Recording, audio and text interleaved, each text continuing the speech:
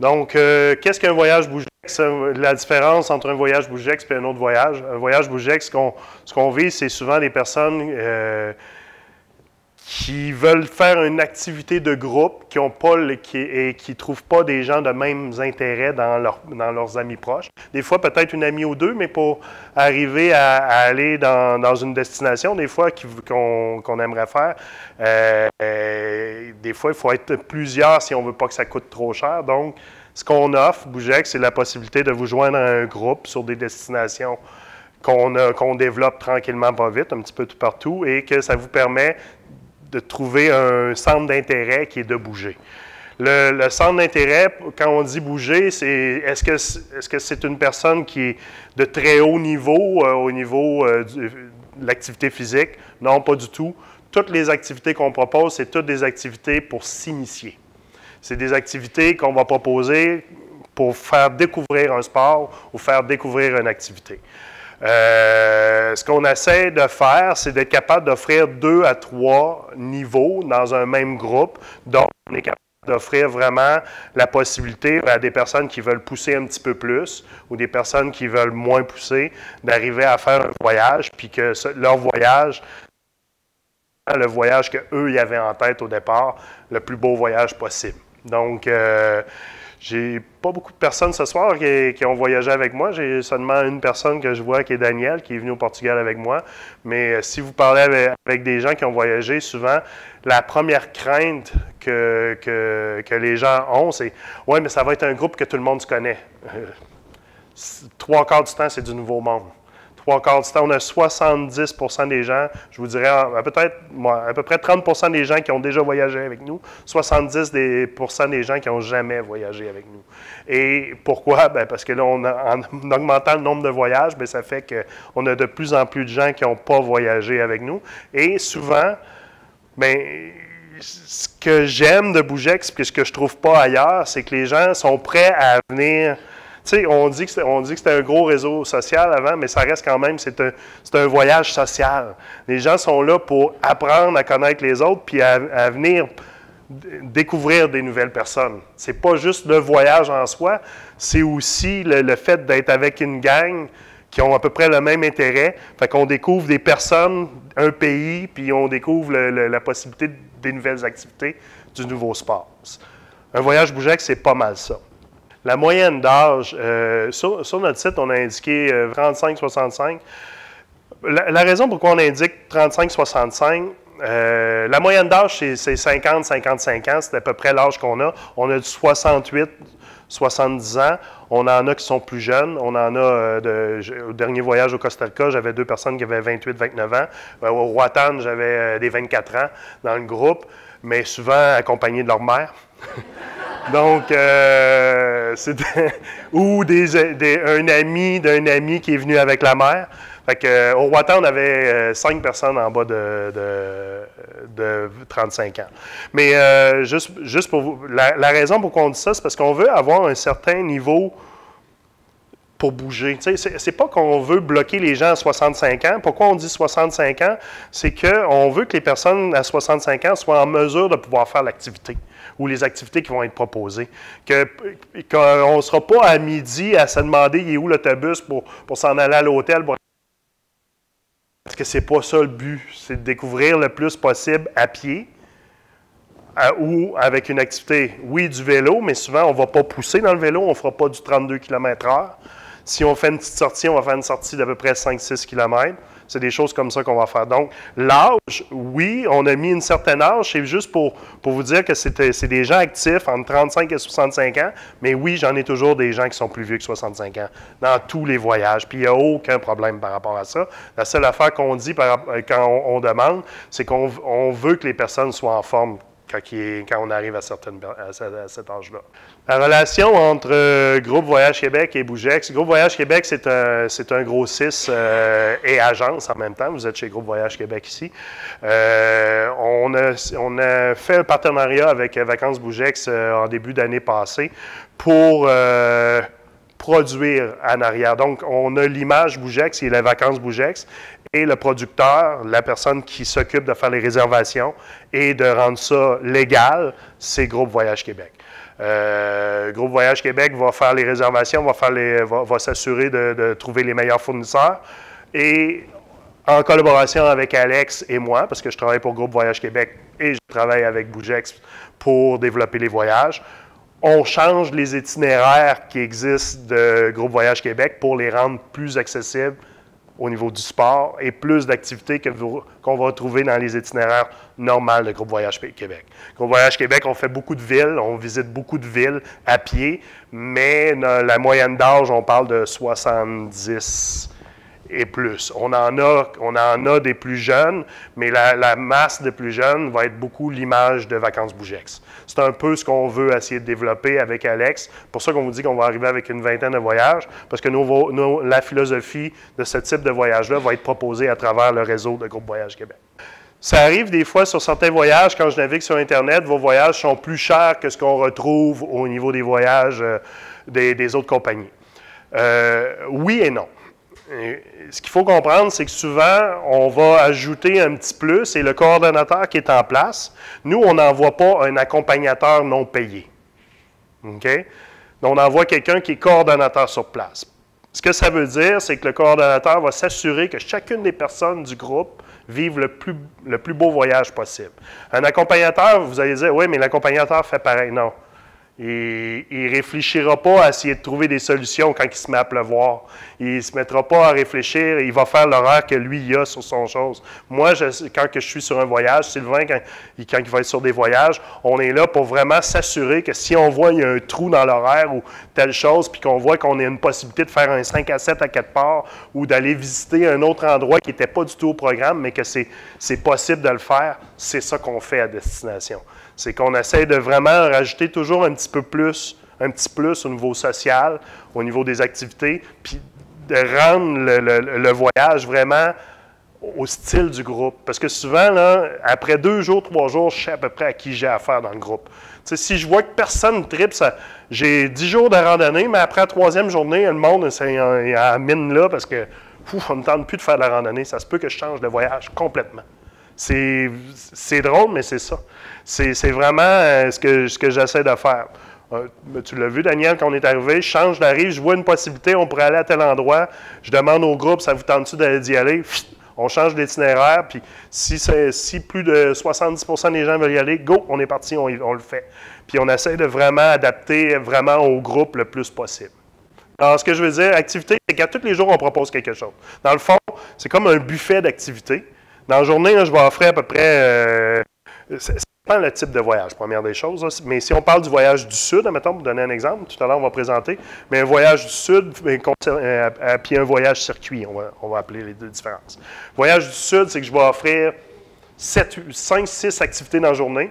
Je vais dire, OK, vous pouvez choisir là-dedans. Puis dans la journée, vous pouvez faire une seule activité si vous voulez en faire une seule.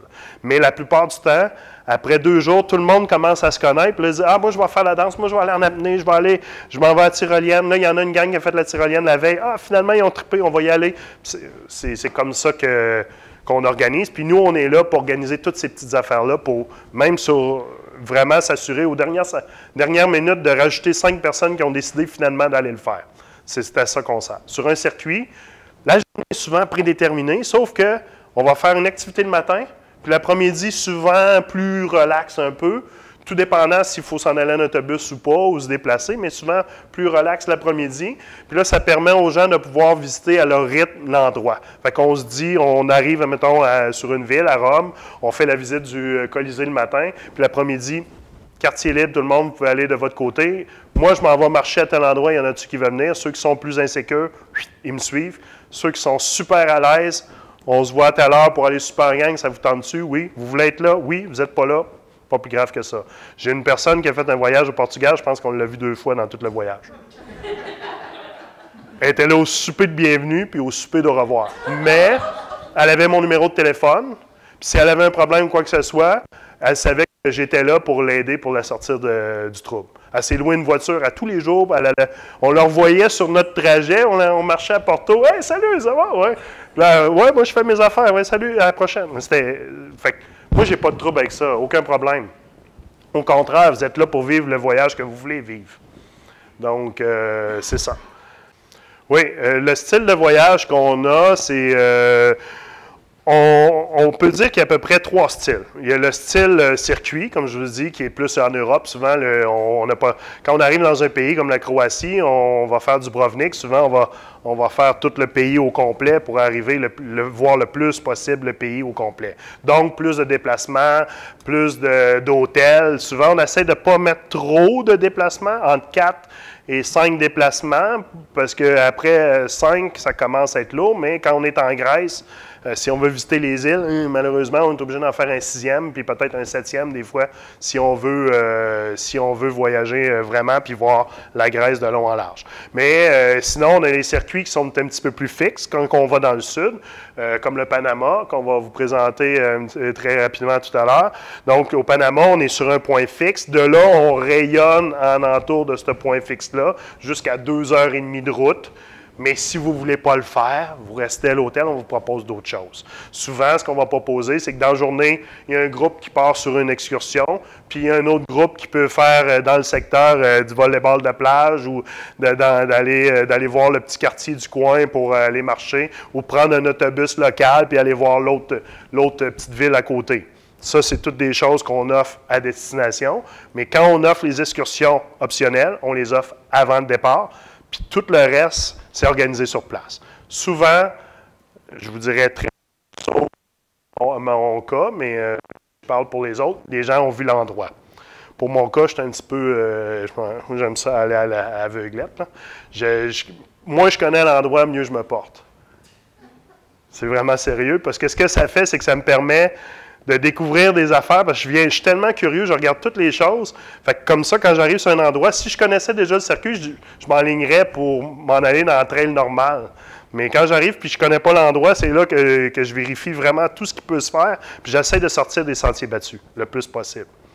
La différence entre un guide local et un accompagnateur Bougex, c'est l'accompagnateur Bougex est là pour vous, le guide local il est là pour le circuit.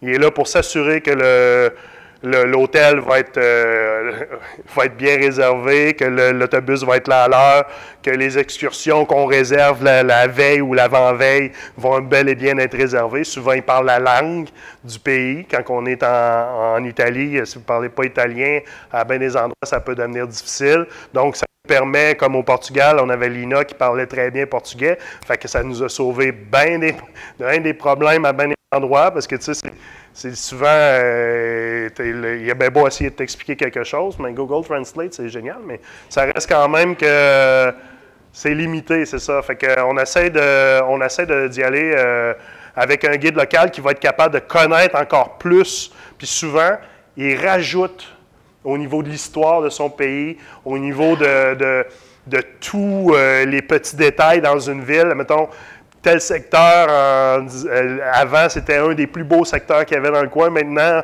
c'est le secteur Kossuth, plus dans tel endroit. Ça nous permet de vraiment connaître le pays de long en large avec un guide local. Les standards, on essaie de rester dans le 4 étoiles, mais des fois, on n'a pas le choix de prendre les 3 étoiles.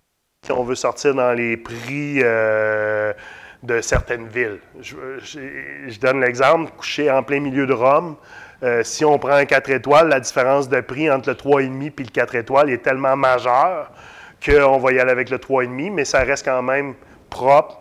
Tu sais, nous, ce qu'on regarde, c'est propre, le service, on est-tu bien reçu par l'endroit aussi. Fait que je donne l'exemple d'Henry Morgan qu'on était dernièrement au Roatan, c'était un 3 étoiles et demi. Propre, service normal, on mange bien. Je pense que si vous regardez les commentaires, si vous allez sur les commentaires de Bougex, tout le monde ne parle pas de l'hébergement, tout le monde parle de l'ambiance qu'on a eue, mais il n'y a personne qui parle de l'hébergement en mal, ni de la bouffe en mal, parce que je sais qu'on mange bien, c'est propre, puis quand on demande quelque chose, ils sont avenants. Fait que c'est ce qu'on essaie de trouver. Au niveau des demandes de partage, la question étant les partages, oui, effectivement. Un partage pour nous, la manière que ça fonctionne, c'est toutes les personnes qui sont prêtes à réserver. Ça veut dire qu'ils ont rempli le formulaire prêt à... Pourquoi qu'on fait ça de cette façon-là? C'est qu'on ne veut pas faire des mix puis que, finalement, je n'irai pas. T'sais, on veut que les gens s'engagent. Une fois qu'ils se sont engagés sur carte de crédit, prêts à partir, toujours ça peut être conditionnel ou non, mais ça, je vais y revenir pour répondre à la question, c'est qu'on va vous mettre en communication avec une personne qui a le même désir que vous de partager. Une fois qu'on vous a mis en communication, c'est vraiment d'un commun accord des deux personnes de communiquer ensemble et de dire « oui, je suis prêt à partager avec cette dame-là » et j'attends la réponse de l'autre dame avant de confirmer que j'ai un partage. J'attends un « oui » des deux côtés. Parce que des fois, on a l'impression que « oui, ça va ». De mon bord, tout était beau, mais que de l'autre côté, il rappelle. Puis là, finalement, non, j'irai... finalement, j'hésite avec cette personne-là pour telle raison. Vous avez vos raisons, il n'y a aucun problème, c'est pas plus, on n'est pas pire. Nous, on ne donne pas les raisons aux gens, on fait juste essayer de trouver une autre personne. Deux possibilités, ou trois, on peut dire, vous confirmez en occupation simple si vous n'êtes pas seul, donc on considère que vous êtes dans le groupe, immédiatement on vous cherche quelqu'un. Il y a des frais supplémentaires, mais ça veut dire que si on vous trouve personne, vous êtes prêt à voyager en occupation simple. Si on vous trouve quelqu'un, on vous rembourse automatiquement. Sinon, conditionnel, je me trouve quelqu'un, ça veut dire qu'on ne vous prend pas votre dépôt de ni un ni l'autre tant aussi longtemps qu'on n'a pas trouvé une autre personne. Donc, on ne vous considère pas dans le groupe, à moins de vous trouver quelqu'un. Mais s'il y a un couple d'amis qui réserve ou quoi que ce soit, on communique avec vous pour vous dire, en date d'aujourd'hui, il ne me reste plus de place. J'aurais, oui, une place pour une personne, mais j'ai une couple d'amis qui voudraient prendre l'autre chambre, donc j'aurai plus de possibilité de partage. Est-ce que vous voulez partir ensemble ou j'annule votre réservation? Et sans frais, on va annuler votre réservation. Ou l'autre possibilité, je demande un partage, puis je m'engage à y aller, même si je n'ai pas personne, mais que je vais essayer de regarder dans mes amis en premier avant que tu envoies la demande aux membres de Bougex. Fait que ça, il y a cette possibilité-là aussi. On le fait dans certains voyages, mais il y en a des fois, comme ça boucle très rapidement, fait que des fois, on dit, malheureusement, on ne pourra pas le faire sur ce voyage-là. Moi, personnellement, non. Mais on le fait si c'est vous qui vous... Oui, si c'est un couple. Non, tu vas aller... Sylvain, viens pas avec ta blonde. Envoie ta blonde avec une autre femme. Tu t'en viens dans ma chambre. Tu t'en viens dans ma chambre. Envoie, trouve une compagne à ta blonde. Non, mais oui, on le permet quand les personnes le désirent au départ. Dans le sens que la personne a dit, je viens avec un ami, un chum d'amis, on n'est pas en couple.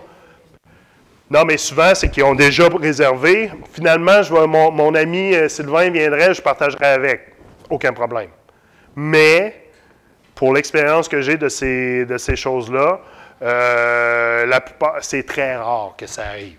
C'est arrivé peut-être 3 fois en 10 ans, là, que j'ai vraiment quelqu'un qui me dit « mon ami il va venir finalement ». Est-ce que j'ai un problème avec ça? Non. Est-ce qu'on le propose? Non. Si la personne a dit « moi, ça ne me dérange pas d'être en mix », je vais l'offrir, mais je ne le marquerai pas sur le site parce que je ne veux pas commencer ça.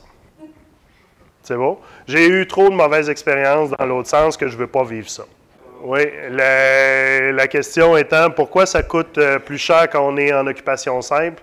Bien, c'est les hôteliers. Il y en a les hôteliers, souvent, c'est eux qui veulent que leur chambre, il y ait 2 personnes.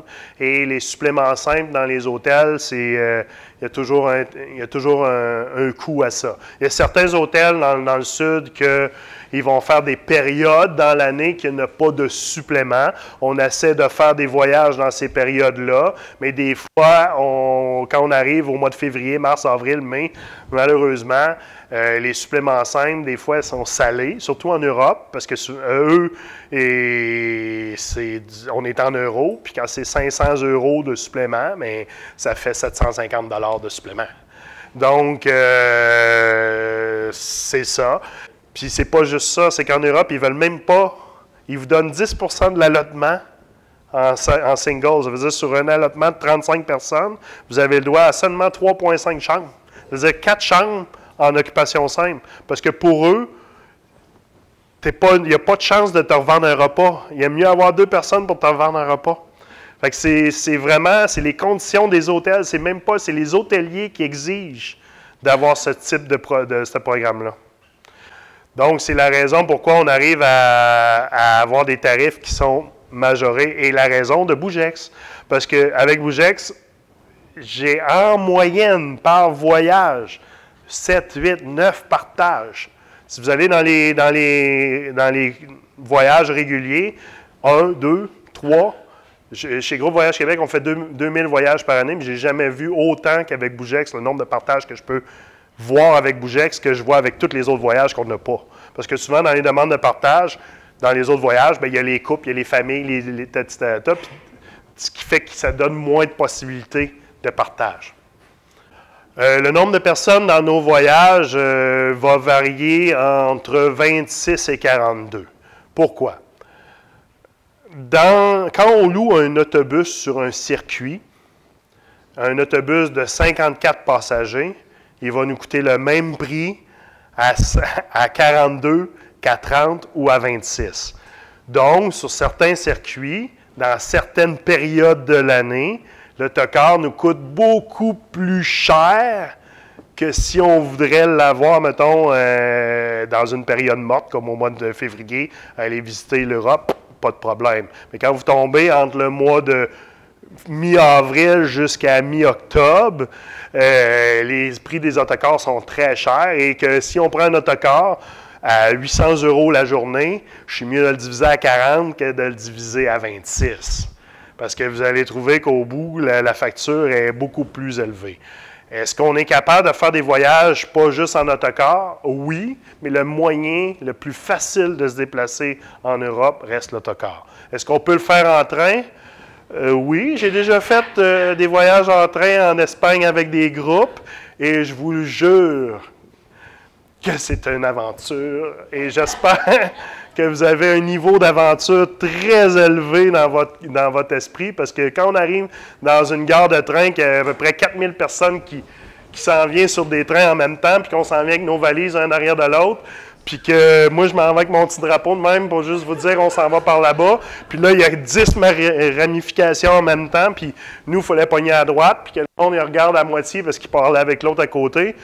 J'ai couru du monde souvent dans des endroits, et le seul endroit que je me sens à l'aise, c'est l'aéroport. Pourquoi? Parce que souvent, dans les aéroports, on a du temps de chercher du monde. Mais dans les trains, on n'arrive pas 3 heures avant. Fait que souvent, on arrive 45 minutes avant, puis le dernier coup, on l'a vécu. Ah, c'est vrai, tu te souviens? On s'est fait ramasser à l'arrivée. Vous ne m'avez pas attendu, mais je ne pouvais pas marcher plus lentement. J'aurais voulu, mais tu sais, c'est ça, c'est qu'on ne peut pas...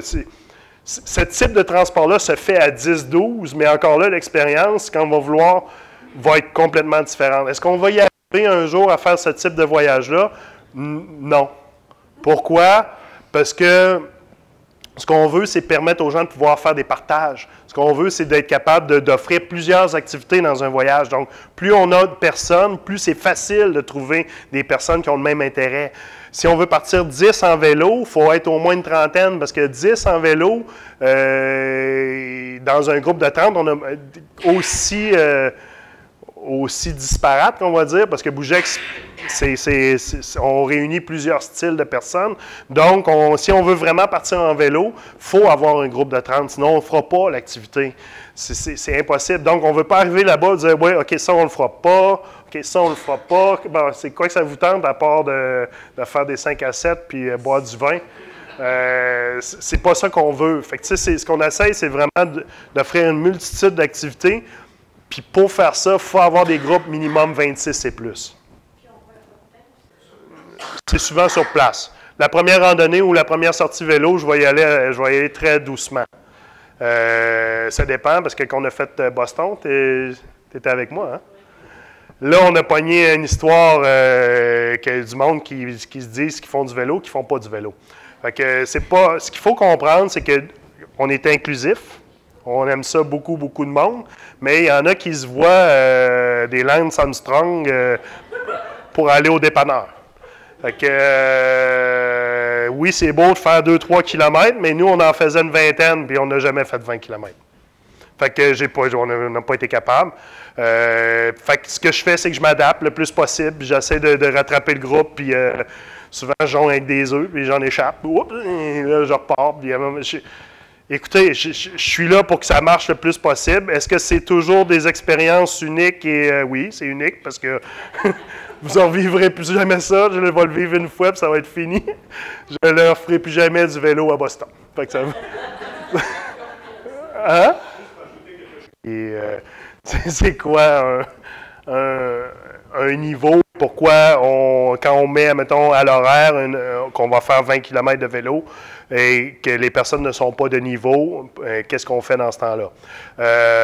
Normalement, je vais faire le 20 km. Cette fois-là, la personne qui devait venir avec moi n'a pas respecté ce qu'il devait faire comme engagement. Je vais dire ça comme ça. Et la personne du groupe, parce que souvent j'ai un guide local qui devait partir avec nous a flushé à dernière minute pour prendre un autre groupe. Et c'est la seule fois que c'est arrivé dans les 10 dernières années. Ça a été la pire expérience qu'on a vécue de vélo. Mais on l'a quand même rattrapé. Puis les gens, c'est devenu un running gag à la fin. Mais oui, effectivement, c'est pas drôle quand ça arrive, mais ça n'arriverait pas 2 jours de suite. Fait que ce que je veux dire, c'est que souvent, quand je vais arriver, mettons, je donne un exemple, je vais faire une randonnée, je dis qu'on va faire le Sentier des Dieux, c'est certain qu'on va faire le Sentier des Dieux. À quel niveau vous allez le faire, à quelle vitesse vous allez le faire, c'est vous qui allez décider. Et dans le groupe, je vais m'assurer qu'il y ait un groupe avant, milieu et fin, et que personne ne va être laissé derrière. C'est moi qui vais fermer. C'est souvent le dernier, je vais être le dernier accompagnateur ou l'accompagnateur Bougex va être le dernier. Le guide local va ouvrir en avant, puis au centre, je vais mettre quelqu'un du groupe que je vais avoir déjà parlé avec lui pour dire, regarde, si j'arrive vers toi, tu restes avec moi, sinon, accélère, puis on se rejoint à tel endroit. Fait que ça, c'est toujours le plus possible prévu. Mais cette fois-là, ça n'a pas été respecté comme ça. Mais est-ce que... Oui, pardon. Est-ce qu'on peut sortir en vélo tous les jours? Oui. Mais ça ne sera pas tout le temps. En plongée au Roatan, il y avait du monde qui ont fait des plongées à tous les jours, 2 plongées par jour. Rosalie était là pour s'occuper d'eux autres, avec le guide local qui s'est occupé d'eux autres toute la semaine. Sur 45, il était 12 qui ont fait de la plongée à tous les jours. Les autres, ils ont fait 2-3 jours de plongée, de l'apnée, de la tyrolienne, de la randonnée, avec du jogging sur la plage. On a fait du stand-up paddle. Les autres touchent un petit peu à tout. Est-ce que tout le monde a fait du stand-up? Non.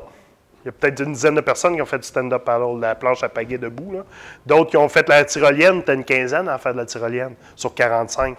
Mais toute la semaine, on avait une activité le matin, une activité l'après-midi qui donnait la possibilité aux gens de faire de l'apnée le matin, de la tyrolienne l'après-midi, de la randonnée le lendemain, de l'apnée l'après-midi. Fait que ce que ça permettait que ceux qui faisaient de la plongée, de pouvoir faire une activité, s'ils voulaient faire juste la plongée le matin, de faire une autre activité l'après-midi. Les guides locaux parlent français. Tous les voyages qu'on fait, notre clientèle est francophone sur Bougex. On a quelques anglophones, mais nos voyages sont en français. Ouais. On a eu... Oui, ou un fort accent. Mais on traduit, mais souvent, non, c'est charmant, comme on dit, puis ça nous permet vraiment d'avoir accès à des personnes qui connaissent leur endroit. Oui. Ce qu'on va arriver à faire, c'est d'être capable, mettons, si on prend le Roatan pour la plongée, l'année prochaine, ce qu'on veut faire, c'est quasiment 6 mois à l'avance, de dire aux gens, voici un cours en piscine à tel endroit, voici un cours en piscine. On vous demanderait d'avoir vécu au moins une sortie ou 2 en piscine pour que quand on arrive là-bas, que vous ne passiez pas une journée dans la piscine là-bas quand il fait 38 degrés avec un suit d'astronaute. Puis il fait... Je vous le dis, c'est ce que j'ai vécu. Là. Fait que là, quand il fait super chaud, puis là, tu arrives pour aller dans la piscine, le 3/4 des gens, le lendemain, on leur demandait de refaire la même affaire, et on fait non, je vais faire mes cours aux frettes au Québec, puis je viendrai faire de la plongée ici le prochain coup. Fait que oui, on va arriver à faire ça, puis c'est le but. Le but de Bougex, ça va être de sortir une activité comme ça, d'initier les gens ici. J'aime ça ou j'aime pas ça? Parce que quand j'arrive là-bas, puis je paye 400$ US, puis je suis dans une des plus belles destinations du monde pour la plongée, mais j'aime ça. Ça coûte cher. Oui, en voyage, pour les allergies, qu'est-ce qu'on tient compte? On l'envoie aux différents fournisseurs qui sont à destination. Au niveau des allergies, tout dépendant quelle allergie que vous avez, on va essayer de contrôler ça. Mais dans certaines allergies, je ne sais pas, moi, vous êtes allergique au pollen, puis vous venez dans une période où il y a des fleurs, malheureusement, mais je vous donne un exemple, c'est déjà arrivé, fait que malheureusement, je vais vous dire, ça ne fonctionnera pas. Fait que oui, dans certains endroits, mettons, si c'est pour la nourriture, on mentionne aux fournisseurs, aux hôtels, que vous avez qu'une personne qui est allergique, on mentionne le nom, mais de ça, vous avez une certaine responsabilité de vous assurer à destination, puis on vous le répète, de répéter au guide, parce que le guide n'était pas lors de la réservation. Des fois, dans un listing de 25 personnes, il lit comme ça. Fait que c'est bon de rappeler. Est-ce qu'on est toujours capable? Non. Il y a certains hôtels, je vais vous avouer qu'on n'est pas capable, parce que ce n'est pas tous les hôteliers qui ont ce souci-là, mais de plus en plus, en 2019, je vous dirais 80% des établissements qui reçoivent les gens pour des allergies sont rendus, ils sont capables de recevoir ces clients-là. Parce qu'il y a de plus en plus de types d'allergies, sans gluten aussi. Puis, quand on embarque avec d'autres, on est capable de les demander, ces repas-là. Mais est-ce qu'on les a partout? Des fois, non. Puis on est transparent avec vous quand on n'a pas de réponse. On vous le dit, on ne vous invente pas d'histoire.